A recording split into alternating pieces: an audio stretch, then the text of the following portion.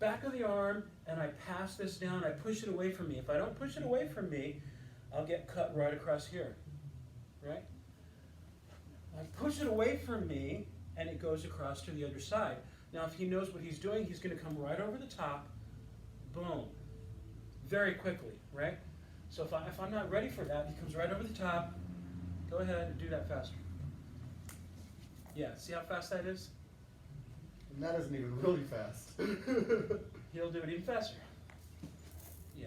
See, if I'm not ready for that, I'm done. But because I know that that's where he's going to go, he really has nowhere else to go, right? So slow it down this time. But right here, where else does he have to go? He can't go low. My arm's in the way. The only way he can go is high. So I know that's what's coming next. So I'm ready for it here. So when it comes, go ahead, I let it come and I redirect it. And then he comes back, I let it come, I redirect it. Now I saw a comment on a video that was similar to this, and someone was saying, well, look at that, he's sticking his head forward. He could just be stabbed in the neck. No. I'm sticking my head forward to move my cord back, because that's where the knife is going. The knife's not going to get to my neck here. The risk is my core, because that's where the knife is going. So this is a drill. We just pass it back and forth to learn the footwork, the body shift. And Matt will try to cut me on each pass. Okay. I'm actually trying this time. So I have to really push that away, or I get cut. So far, he doesn't cut me.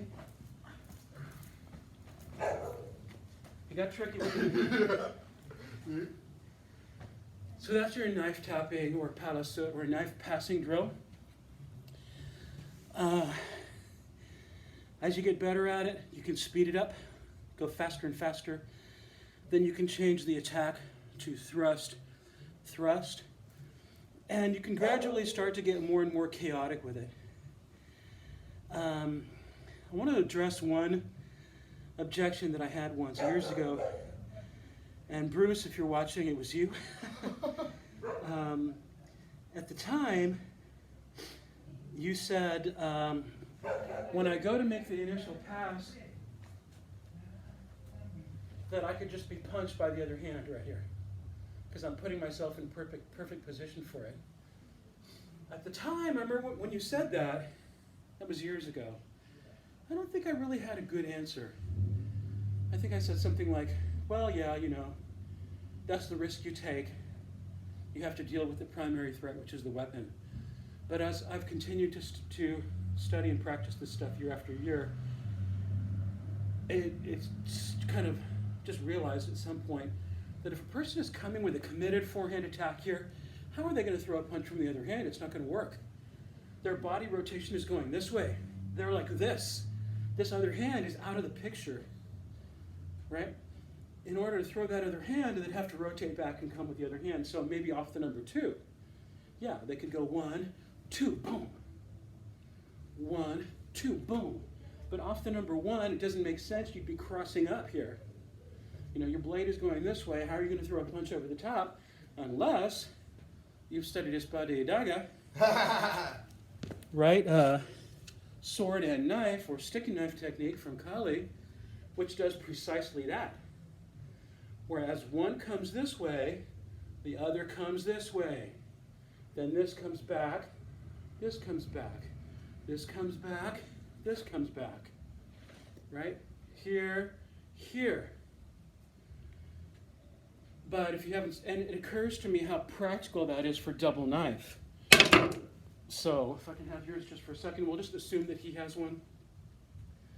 So he passes this, boom, right? He's going to eat that. Yeah. As he's busy passing that, I'm going to feed that to him. Yeah. But, you know, realistically speaking, most people are not going to, as they throw this, try to strike with this hand. So that's your knife pass or knife tap. Work on it. It's vital. It's basic. It's fundamental. It's something you have to master to progress to disarms, entries against the knife, a lot of counters. You have to master that pass. All right, this has been Sabeel Combatives with Matt of CMFTW Knives. Take care, train hard, and stay safe.